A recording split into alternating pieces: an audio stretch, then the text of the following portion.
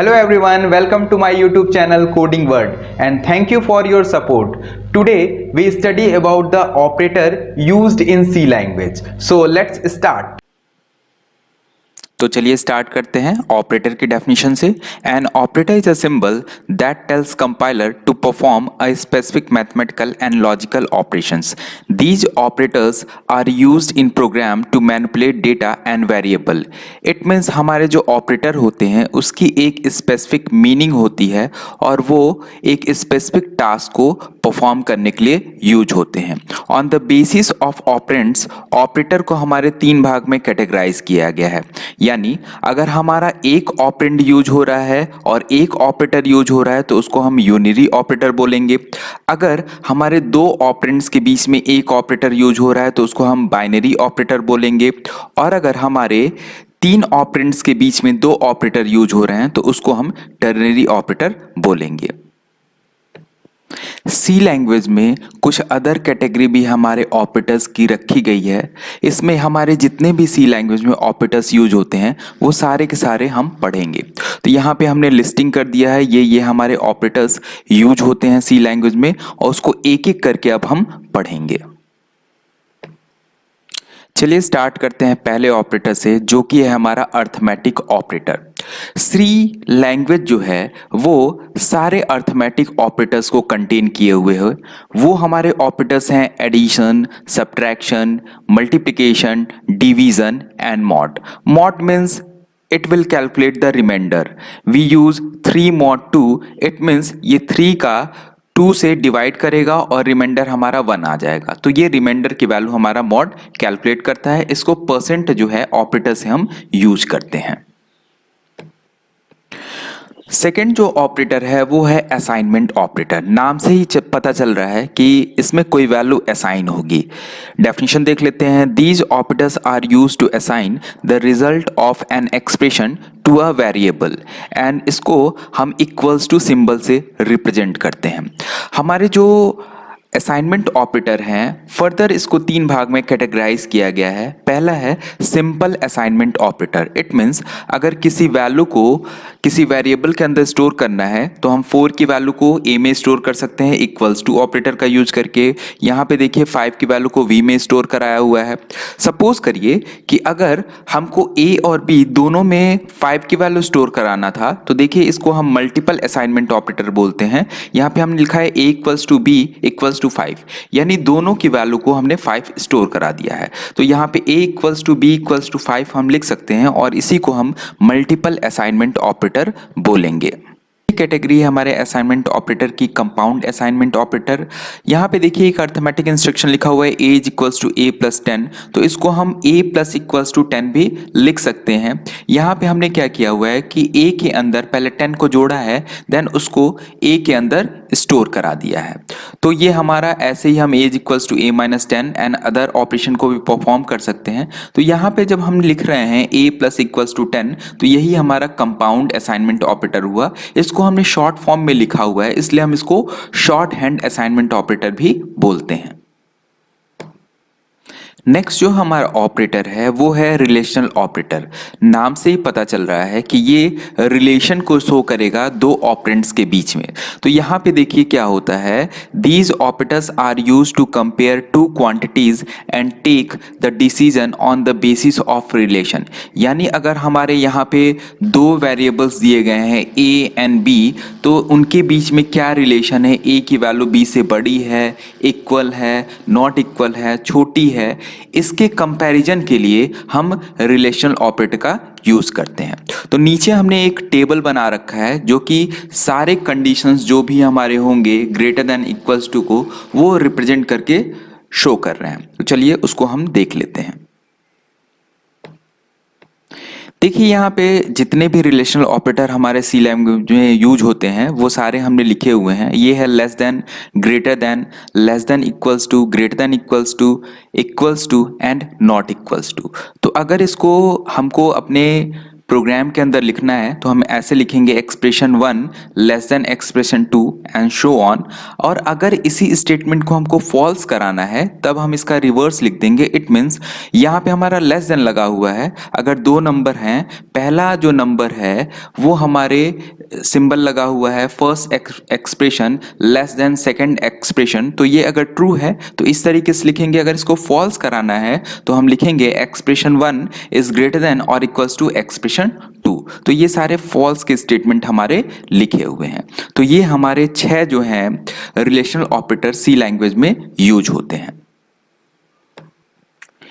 देखिए एक क्वेश्चन बहुत फ्रीक्वेंटली पूछा जाता है कि सिंगल इक्वल और डबल इक्वल में क्या डिफरेंस है। तो अभी हमने डिस्कस किया था, जो सिंगल इक्वल होता है वो असाइनमेंट ऑपरेटर होता है, यानी वैल्यू को असाइन करने के लिए यूज होता है। यानी ए की वैल्यू अगर हम लेना चाहें तो उसके अंदर 2 असाइन कर सकते हैं, यानी हम लिखेंगे a is equals to 2, single equals to, और 2 वाली वैल्यू a के अंदर स्टोर हो जाएगी।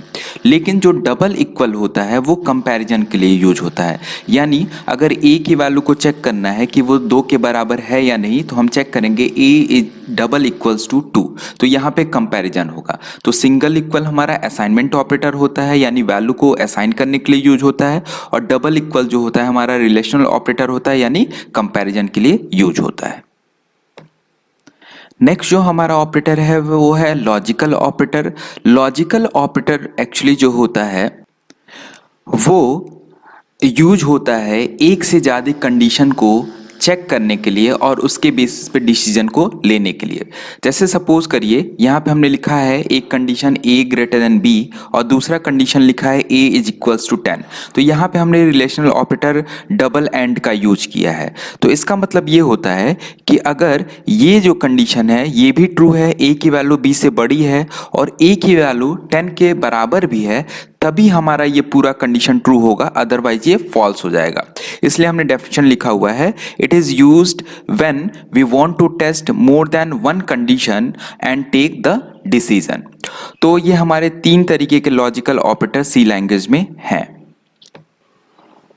तो जैसा कि अभी हमने कहा कि 3 तरीके के लॉजिकल ऑपरेटर हमारे सी लैंग्वेज में हैं। तो पहला जो होता है वो होता है एंड लॉजिकल ऑपरेटर। इसको हम डबल एम्परसेंड से रिप्रेजेंट करते हैं। तो देखिए इसकी क्या खास बात होती है, इसके क्या कंडीशंस होते हैं वो हम देख लेते हैं। यहाँ पे देखिए अगर दोनों वैल्यू हमारे ट्रू हैं तब इसका आंसर हमारा ट्रू आएगा, अदरवाइज फॉल्स आएंगे।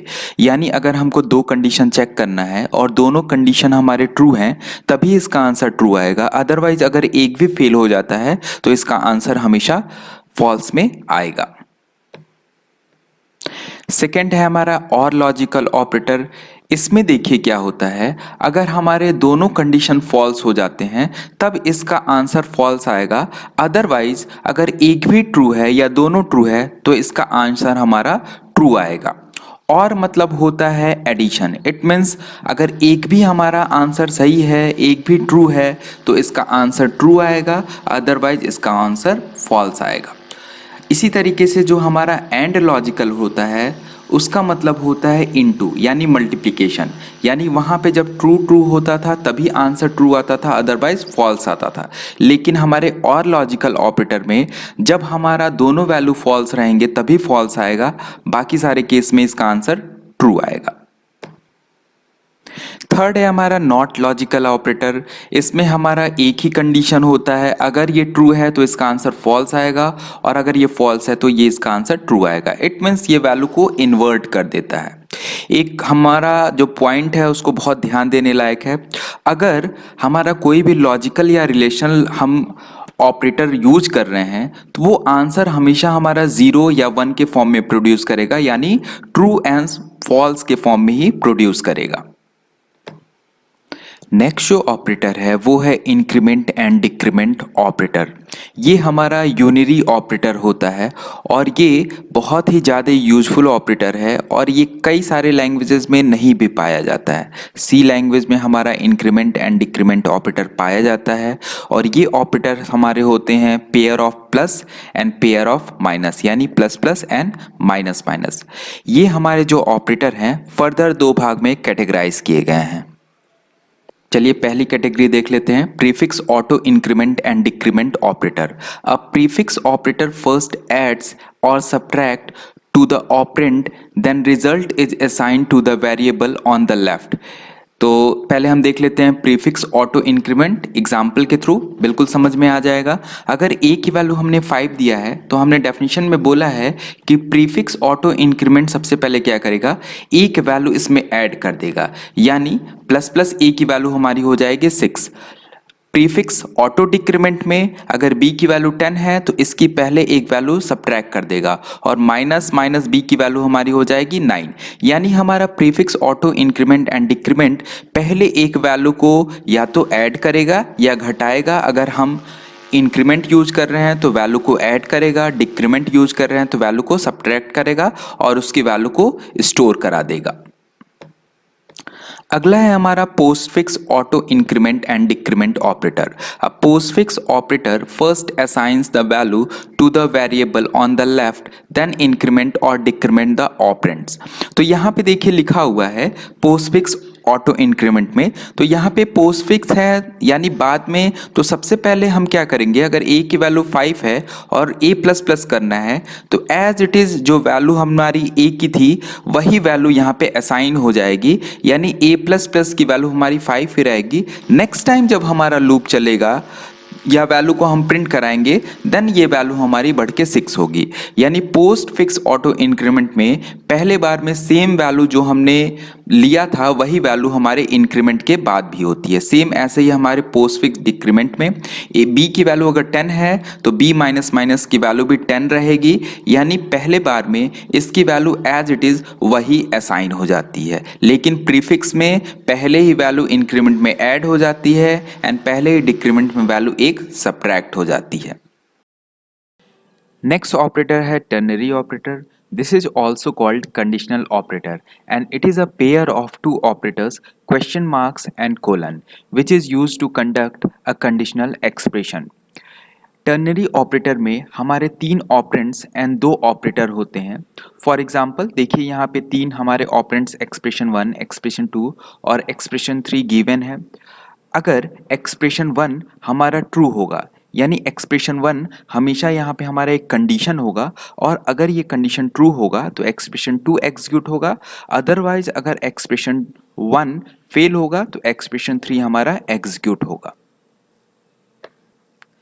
नेक्स्ट चलिए एक प्रोग्राम देख लेते हैं। Write a C program to check the given numbers is greater between 2 numbers using ternary operator. तो यहाँ पे हमने 2 नंबर लिया है a और b, a की वैल्यू 2 लिया है, b की वैल्यू 3 लिया हुआ है।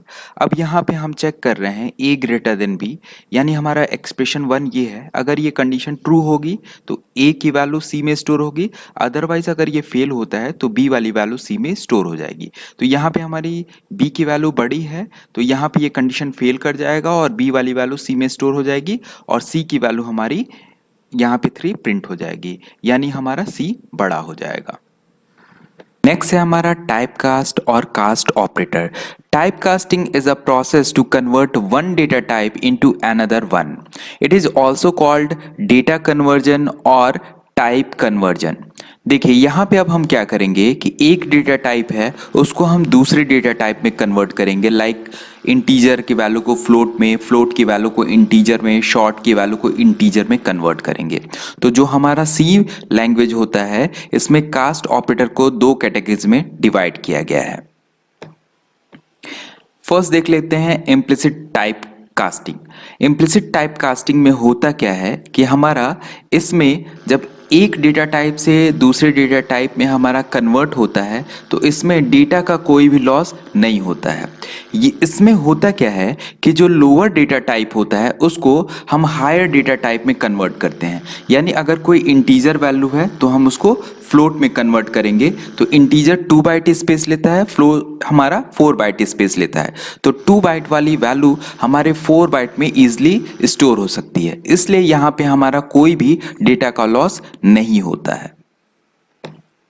चलिए अब हम इम्प्लिसिट टाइप कास्टिंग को प्रोग्राम के थ्रू समझ लेते हैं। देखिए हमने शॉर्ट टाइप का एक वेरिएबल यहाँ ले रखा है जिसकी वैल्यू हमने 10 स्टोर कराया है और एक इंटीजर टाइप का वेरिएबल b ले रखा है। तो यहाँ पे देखिए a की वैल्यू को हमने b में स्टोर कराया है। शॉर्ट भी हमारा 2 बाइट का स्पेस लेता है, इंटीजर भी 2 बाइट का स्पेस लेता है, तो ये a वाली वैल्यू को b में स्टोर करा जाएगा।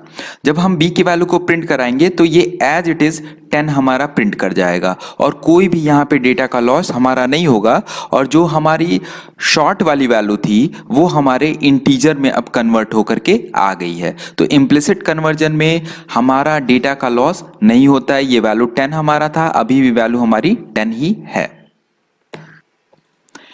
Second one is explicit type casting. Explicit type casting में क्या होता है कि ये हमारा ऑटोमेटिकली होता है और इसमें डेटा का लॉस हमारा होता है। फॉर एग्जांपल अगर हमको फ्लोट की वैल्यू को इंटीजर में कन्वर्ट करना होगा तो हम देखिए इंटीजर टाइप का एक वेरिएबल b ले रखे हैं, फ्लोट टाइप का एक वेरिएबल a ले रखे हैं। अगर हमको अब कन्वर्जन करना है फ्लोट की वैल्यू को इंटीजर में तो हम क्या करेंगे, जिस वैल्यू को हमको कन्वर्ट करना था उसके आगे हम int लिख देंगे। जैसे कि फ्लोट टाइप की a वैल्यू थी, इसको हमको इंटीजर में कन्वर्ट करना था तो हम इस वेरिएबल a के आगे int लिख देंगे और ये वाली वैल्यू हमारे b यानी इंटीजर में स्टोर हो जाएगी। तो इससे क्या होगा कि हमारी फ्लोट वैल्यू इंटीजर में कन्वर्ट हो जाएगी। सेम ऐसे ही अगर इंटीजर को फ्लोट में कन्वर्ट करना है तो देखिए एक इंटीजर टाइप का वेरिएबल x ले रखा है, एक फ्लोट टाइप का वेरिएबल y ले रखा है। अब हमने जिसको कन्वर्ट करना था, इंटीजर की वैल्यू को फ्लोट में कन्वर्ट करना था, तो इंटीजर के आगे जो हमने x लिया था वेरिएबल उसके आगे हम फ्लोट लिख देंगे और इसकी वैल्यू को y जो कि फ्लोट है उसके अंदर स्टोर करा देंगे। तो अब ये क्या होगा कि x जो इंटीजर था वो फ्लोट के अंदर हमारा कन्वर्ट होके आ गया है। नेक्स्ट है write a C program for explicit type casting. यहाँ पे देखिए हमने क्या किया है, एक फ्लोट टाइप का वेरिएबल a ले रखा है, इसकी वैल्यू को 1.2 स्टोर कराया है। इसको अब हमको करना क्या है कि इंटीजर में कन्वर्ट करना है। तो यहाँ पे एक इंटीजर टाइप का वेरिएबल हमने b ले रखा है। अब फ्लोट वाली वैल्यू जो a है इसको इंटीजर में कन्वर्ट करना था तो इसके आगे हमने int लिख दिया और इसको b में स्टोर करा दिया। जब b की वैल्यू को हम प्रिंट कराएंगे तो ये 1.2 के जगह पे 1 प्रिंट करेगा। इसका रीजन ये है, जो हमारा फ्लोट है वो 4 बाइट का स्पेस लेता है, इंटीजर 2 बाइट का स्पेस लेता है। तो अभी क्या कर रहा है कि जो इंटीजर वाली वैल्यू है यानी 1 है उसकी वैल्यू को प्रिंट करा रहा है और 0.2 वाली वैल्यू हमारी लॉस्ट हो जा रही है। इसीलिए एक्सप्लिसिट टाइप कन्वर्जन में हमारी वैल्यू का लॉस होता है लेकिन इम्प्लिसिट में हमारी वैल्यू का लॉस नहीं होता है। नेक्स्ट है हमारा बिटवाइज ऑपरेटर। बिटवाइज ऑपरेटर जो यूज होता है वो इंटीजर वैल्यू को मॉडिफाई करने के लिए यूज होता है। ये हमारा एक सिंगल बिट पे अप्लाई होता है और हमारे सी लैंग्वेज में 6 तरीके के बिटवाइज ऑपरेटर होते हैं। पहला बिटवाइज ऑपरेटर है बिटवाइज एंड ऑपरेटर। इसमें जब हमारी दोनों वैल्यू 1 रहेंगी यानी हमारे दोनों बिट 1 रहेंगे तो आंसर 1 आएगा, बाकी केस में आंसर 0 आएगा। एंड मीन्स इनटू यानी मल्टीप्लिकेशन होता है। अगर दोनों वैल्यू 1 है तो इसकी वैल्यू 1 आएगी, अदरवाइज बाकी की वैल्यू 0 आ जाएगी। दूसरा है हमारा बिटवाइज और ऑपरेटर। बिटवाइज और ऑपरेटर में अगर दोनों वैल्यू हमारी 0 है तो इसका आंसर 0 आएगा, अदरवाइज हर केस में आंसर इसका 1 आएगा। और का मतलब होता है एडिशन। इट मीन्स अगर हम वैल्यू को जोड़ रहे हैं और उसमें से कोई भी एक वैल्यू या दोनों वैल्यू 1 है तो इसका आंसर हमेशा 1 आएगा। केवल जब दोनों वैल्यू 0 रहेगी तब इसका आंसर 0 आएगा।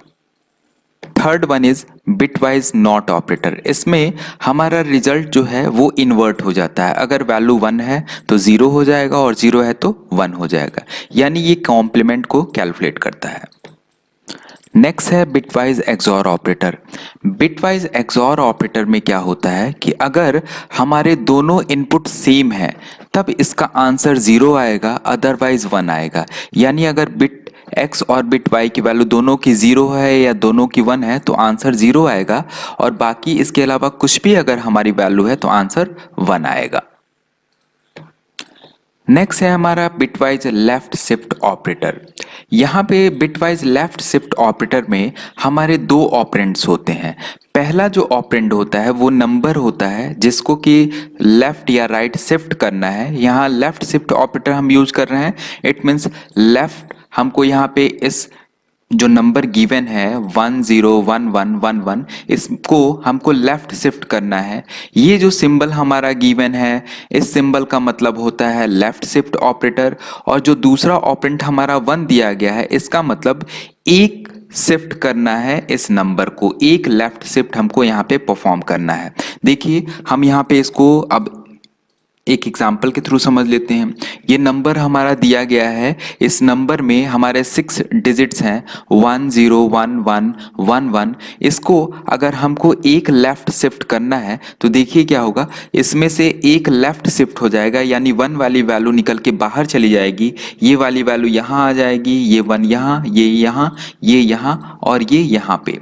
यहाँ पे एक हमारा फील्ड जो है ब्लैंक हो जाएगा, तो यहाँ पे हम 0 ऐड कर देंगे, तो ये हमारा लेफ्ट शिफ्ट हमारा यहाँ पे परफॉर्म हो गया। नेक्स्ट है हमारा बिटवाइज राइट शिफ्ट ऑपरेटर। जैसे हमारे लेफ्ट शिफ्ट ऑपरेटर में 2 ऑपरेंड्स होते हैं, इसमें भी हमारे 2 ऑपरेंड्स होंगे। पहला ऑपरेंट जो नंबर होगा जिसको हमको राइट शिफ्ट करना है, और दूसरा ऑपरेंट होगा कि कितने नंबर ऑफ डिजिट से इसको राइट शिफ्ट हमको करना है। ये सिंबल हमारा यूज होता है राइट शिफ्ट को रिप्रेजेंट करने के लिए। तो चलिए एग्जांपल के थ्रू देख लेते हैं। एक नंबर दिया है 101111, इसको हमको एक राइट शिफ्ट करना है। तो अब होगा क्या, इसमें से 1 वाली वैल्यू हमारी राइट शिफ्ट हो जाएगी, ये वाली वैल्यू यहाँ आ गई, ये यहाँ पे शिफ्ट हुई, ये यहाँ पे शिफ्ट हुई, ये यहाँ पे शिफ्ट हुई, ये यहाँ पे शिफ्ट हुई। अब यहाँ पे जो पोजीशन हमारी एक बच गई है, यहाँ पे हम 0 वैल्यू को इंसर्ट कर देंगे, तो ये हमारा राइट शिफ्ट ऑपरेटर हो गया।